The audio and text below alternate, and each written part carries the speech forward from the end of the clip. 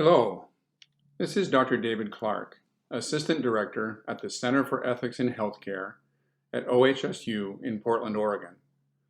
And I will be talking to you about healthcare communication in a time of resource shortage. During the spring of 2020, we will likely find that resources we rely on are less available than normal. In addition, patients and their families will be far more prone to frustration and anger during this highly stressful time. This presentation will introduce some ideas to help you communicate more successfully through these challenges. During these frightening days, it is fundamental for developing the patient's trust and confidence in you to speak to non-professionals without using medical jargon. But often we are not aware that this can be nearly as difficult as translating a foreign language into English. For example, very early in my career, I was explaining a surgical procedure to my father, shown here, who has a master's degree from Harvard and was a director of a large corporation. He stopped me to ask the difference between an artery and a vein, which I had assumed was common knowledge. That taught me a valuable lesson about how much knowledge I assumed people had. But with some creativity, you can make difficult clinical situations comprehensible. For example, you could say, the body's reaction to the virus has caused the lungs to fill with fluid. Or, poor circulation to the heart muscle caused damage. This weakened its ability to pump blood around the body. Using the words coronavirus rather than COVID-19 or pandemic also makes sense. As with any other medical technique, this becomes more natural with practice. When a shortage leaves you unable to call upon resources that your training and experience tell you are indicated for a patient, developing a new plan of care will often be a challenge. It can be helpful to recognize that it is always possible to identify one or more potentially achievable goals for a patient and discuss them with the patient and family. Here are some examples.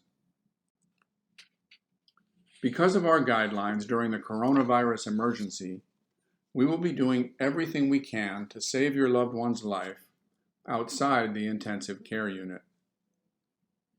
Or, your loved one's condition has reached a point where we are no longer able to save their life. Our goal for them now is to do everything possible for their comfort and dignity. Patients and family probably will encounter other restrictions that they did not expect. For example, we are unable to allow normal visiting during the coronavirus emergency because of risk to your loved one, to yourself, and to other patients and visitors. Or, we have canceled all elective surgery. This will help us fully prepare to save the lives of the many people who will become critically ill during the coronavirus emergency.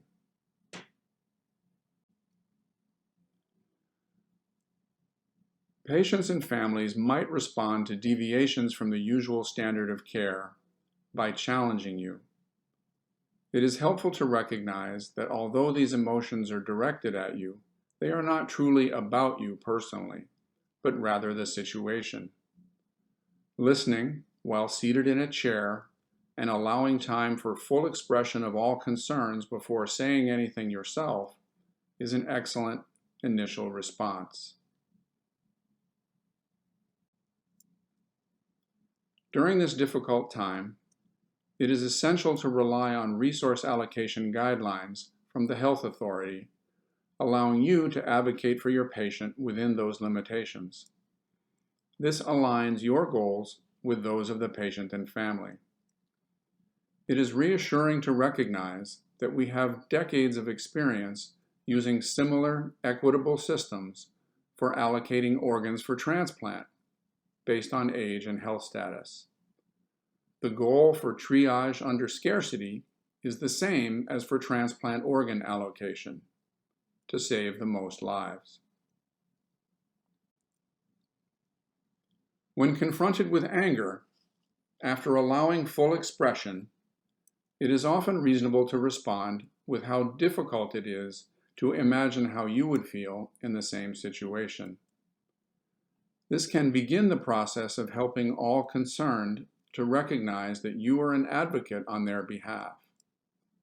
If you can achieve acceptance of your advocacy, then you can move on to discussion of your goals for the patient's care. People who have experienced discrimination might perceive bias in decisions to deny resources. After allowing full expression of these concerns, it shows understanding to acknowledge that the U.S. healthcare system has been guilty of conscious bias in the past, and that unconscious bias has been documented currently and is present in all of us. This emphasizes why uniform standards are needed that are applied equally to everyone. This last point is essential to clarify for patients and their loved ones. Care decisions will be based on standards that are set by the health authority and will be applied equally to all, based on their medical condition and not on their race, income, or other non-clinical aspects of their identity. This image was taken a few years ago, just a mile from the site of the nuclear blast in Hiroshima, Japan, in 1945. It is a reminder that humanity can heal even from the worst crises and look back with pride at the integrity and skill that was brought to the challenge. Thank you.